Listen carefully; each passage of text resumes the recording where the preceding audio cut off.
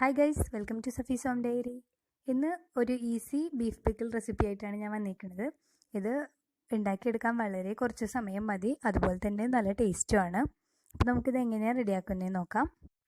വീഡിയോയിലേക്ക് പോകുന്നതിന് മുമ്പായിട്ട് നമ്മുടെ ചാനൽ ഇതുവരെ സബ്സ്ക്രൈബ് ചെയ്യാത്തവരുണ്ടെങ്കിൽ സബ്സ്ക്രൈബ് ചെയ്യുക, തൊട്ടടുത്തുള്ള ബെൽ ഐക്കൺ കൂടി പ്രസ് ചെയ്യുക. എങ്കിൽ മാത്രമേ നമുക്ക് പുതിയ വീഡിയോസ് അപ്ലോഡ് ചെയ്യുമ്പോൾ നോട്ടിഫിക്കേഷൻ വരുള്ളൂ.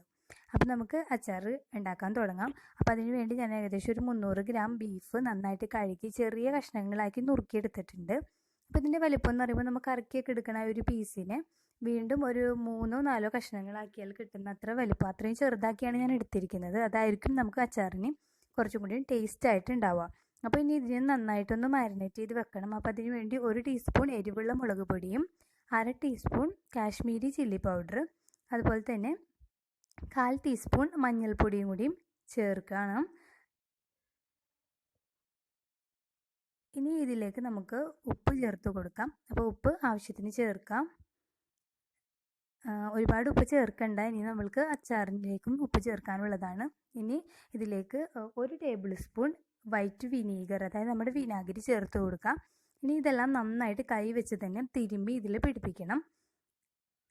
ഇപ്പോൾ നന്നായിട്ട് മിക്സ് ചെയ്തെടുത്തിട്ടുണ്ട്. ഇനി ഇത് വേണമെങ്കിൽ നിങ്ങൾക്ക് ഇത് ഒരു അരമണിക്കൂർ ഇങ്ങനെ വെക്കാം, അല്ലാതെയും വേവിക്കാം. അപ്പോൾ ഇത് വേവിക്കുന്ന സമയത്ത് ഒരുപാട് വെള്ളം ചേർക്കരുത്. അപ്പോൾ ഇത് നമ്മുടെ ബീഫ് ഇപ്പോൾ 5-6 വിസിലൊക്കെ അടിക്കേണ്ടി വരും. അപ്പോൾ അത്ര വിസിലടിച്ചാൽ നിങ്ങൾ സാധാരണ ബീഫ് വേവിക്കാമെന്ന് വെച്ചാൽ അത്രയും വേവിക്കാം. അപ്പോൾ അതിന് ശേഷം കുറച്ച് വെള്ളം ഇതിലുണ്ടായി. അപ്പോൾ ഞാനത് അതിൻ്റെ എയറെല്ലാം പോയതിന് ശേഷം തുറന്ന് വെച്ച് വറ്റിക്കുകയാണ്. അപ്പോൾ ആ സമയത്ത് ഞാനൊരു 1/4 ടീസ്പൂൺ ഗരം മസാല ചേർത്തിട്ടുണ്ടായിരുന്നു. അതിലേക്ക് നിങ്ങൾ വേവിക്കുന്ന സമയത്ത് ചേർത്താലും മതി, ഞാനത് വിട്ടുപോയതാണ്. അപ്പോൾ ഇതെല്ലാം വറ്റി വന്നു, നല്ല ഗ്രേവി അതിൽ പിടിച്ച് കഴിഞ്ഞപ്പോൾ ഞാൻ അതെടുത്ത് ഓയിലിലിട്ടൊന്ന് പൊരിച്ചെടുക്കുകയാണ്.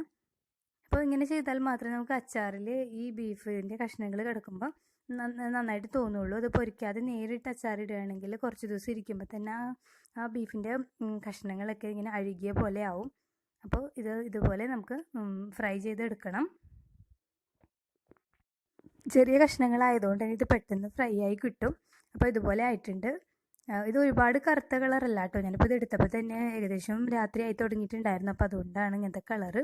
ഇനി നമ്മൾ ആ പൊരിച്ച വെളിച്ചെണ്ണയിൽ തന്നെ കുറച്ച് എടുത്ത് മാറ്റിയിട്ട് ബാക്കി അതിലേക്ക് 2 വറ്റൽമുളക് ചെറുതാക്കി നുറുക്കിയത് ചേർത്ത് കൊടുക്കുകയാണ്. ഇത് ഓപ്ഷണലാണ്, നിങ്ങൾക്ക് ഇഷ്ടമുണ്ടെങ്കിൽ മാത്രം ചേർത്താൽ മതി. ഇനി നമുക്ക് സാധാരണ അച്ചാറിനൊക്കെ ചെയ്യുന്ന പോലെ തന്നെ ഇഞ്ചി, പച്ചമുളക്, വെളുത്തുള്ളി എടുത്തിട്ടുണ്ട്. അപ്പോൾ വെളുത്തുള്ളി ഞാനിപ്പോൾ കുറച്ച് അധികം ചേർക്കുന്നുണ്ട്. എനിക്കത് അച്ചാറിൽ വെളുത്തുള്ളി ഇഷ്ടമായതുകൊണ്ടാണ്. വലിയ പച്ചമുളക് 3 എണ്ണമാണ് ഞാൻ എടുത്തിരിക്കുന്നത്. പിന്നെ ഒരു വലിയ സൈസ് ഇഞ്ചി, ഇതെല്ലാം ഇതുപോലെ അരിഞ്ഞതാണ്. വെളുത്തുള്ളി ഞാനിപ്പോൾ ചേർത്തിട്ടില്ല. ഈ ഇഞ്ചിയുടെയും പച്ചമുളകിൻ്റെയൊക്കെ ഒരു സ്മെല്ല് മാറിയതിന് ശേഷം നമുക്ക് വെളുത്തുള്ളി ചേർത്ത് കൊടുത്താൽ മതിയാവും. അല്ലെങ്കിൽ വെളുത്തുള്ളിയും കൂടി ആ ഒരു സമയത്ത് ഇട്ട് കഴിഞ്ഞാൽ അത്രയും സമയം വെളുത്തുള്ളി കുക്കായിട്ട് ഒരു അച്ചാറിൽ വെളുത്തുള്ളി നമുക്ക് കടിക്കണതാണല്ലോ ടേസ്റ്റ്. അപ്പോൾ ആ ഒരു ടെക്സ്ചർ കിട്ടാണ്ടാവും. അപ്പോൾ അതുകൊണ്ടാണ് അതെല്ലാം നന്നായിട്ട് ആ പച്ച സ്മെല്ലൊക്കെ മാറിയതിന് ശേഷം വെളുത്തുള്ളി ചേർക്കണം എന്ന് പറയണത്. അപ്പോൾ നിങ്ങൾക്ക് വെളുത്തുള്ളി താല്പര്യം ഇല്ലെങ്കിൽ ഇത്രയ്ക്ക് ചേർക്കണ്ട കേട്ടോ. എനിക്ക് അച്ചാറിൽ വെളുത്തുള്ളി കൂടുതൽ ഇഷ്ടമായതുകൊണ്ടാണ് ഇങ്ങനെ ചേർക്കുന്നത്. ഞാനിപ്പോൾ ഏകദേശം ഒരു 20 അല്ലിയോളം വെളുത്തുള്ളി എടുത്തിട്ടുണ്ട്. അപ്പോൾ വലിയ പീസൊക്കെ ഞാൻ ചെറുതായിട്ടൊന്ന് നുറുക്കിയിട്ടാണ് ചേർത്ത് കൊടുത്തത്. അപ്പോൾ വെളുത്തുള്ളി ഇട്ട് കഴിഞ്ഞാൽ പിന്നെ ഒരുപാട് സമയം ഇട്ട് വഴറ്റേണ്ട ആവശ്യമില്ല. ഇനി അതിലേക്ക് നമുക്ക് നമ്മുടെ ആവശ്യത്തിനുള്ള പൊടികൾ ചേർത്ത് കൊടുക്കണം. അപ്പോൾ ഞാനിപ്പോൾ വീണ്ടും 1 ടീസ്പൂൺ മുളക് പൊടി, അതുപോലെ തന്നെ 1/4 ടീസ്പൂൺ മഞ്ഞൾപ്പൊടി, ഒരു 1/4 ടീസ്പൂണോളം കായം. അപ്പോൾ നമ്മളിതിൽ വേറെ അച്ചാർ പൊടിയൊന്നും ചേർക്കുന്നില്ല. അപ്പോൾ അതുകൊണ്ട് കായം, 1/4 ടീസ്പൂൺ ഉലുവ പൊടിച്ചത്, ഇതെല്ലാം ചേർത്ത് നന്നായിട്ടൊന്ന് വഴറ്റിയെടുക്കണം. അപ്പോൾ നിങ്ങൾ അച്ചാർ പൊടിയൊക്കെ ചേർത്തിട്ടാണ് ചെയ്യുന്നതെങ്കിൽ ഇത്രയും കായവും ഉലുവയൊന്നും ചേർക്കേണ്ട ആവശ്യമില്ല. അപ്പോൾ ഞാൻ ഇങ്ങനെ ചെയ്യുന്നതിന് നമുക്കൊരു പ്രത്യേക ടേസ്റ്റ് ആയിരിക്കും. അപ്പോൾ പരമാവധി കഴിയുന്നവർ ഇതുപോലെ തന്നെ ചെയ്യാൻ ശ്രമിക്കുക കേട്ടോ. അല്ലെങ്കിൽ നിങ്ങൾ അച്ചാർ പൊടിയാണ് ചേർക്കുന്നതെന്നുണ്ടെങ്കിൽ അതിലേക്ക് 2 ടേബിൾ സ്പൂൺ ചേർത്ത് കൊടുക്കാം. അപ്പോൾ നിങ്ങൾ അച്ചാർ പൊടി ചേർത്താണ് ചെയ്യുന്നതെങ്കിൽ അതിനനുസരിച്ച് ഇതിൽ ചേർക്കുന്ന മുളക് പൊടിയുടെ അളവ് കുറയ്ക്കണം. കാരണം അതിലും അത്യാവശ്യത്തിന് എരിവുണ്ടാവുമല്ലോ. അപ്പോൾ അതുകൊണ്ടാണ്. ഇനി ആവശ്യത്തിന് ഉപ്പും ചേർത്ത് നന്നായിട്ട് ഇളക്കി കൊടുക്കാം. അപ്പോൾ ഇതിൻ്റെ ഒരു പച്ചമണം മാറുന്നത് വരെ ഒന്ന് നമ്മൾ ഇതുപോലെ ഇങ്ങനെ ഇളക്കി കൊടുക്കണം. അപ്പോൾ അതിനോടൊപ്പം തന്നെ ഇത് കരിയാതെയും ശ്രദ്ധിക്കണം. പിന്നെ ഞാനിപ്പോൾ ഇതിൽ കറിവേപ്പില ചേർക്കുന്നില്ല, എൻ്റെ കയ്യിൽ തീർന്നു പോയതുകൊണ്ടാണ്. അപ്പോൾ നിങ്ങൾ അത് ചേർക്കാൻ മറക്കരുത്.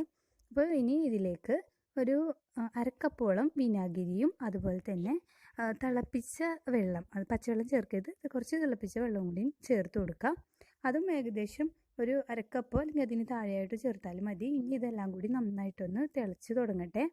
അപ്പോൾ നന്നായിട്ടൊന്ന് തിളച്ച് കുറുകി വരുന്നതിന് ശേഷം മാത്രമാണ് നമ്മൾ ഇതിലേക്ക് പൊരിച്ച് വെച്ചിരിക്കുന്ന ബീഫ് ചേർക്കുന്നത്.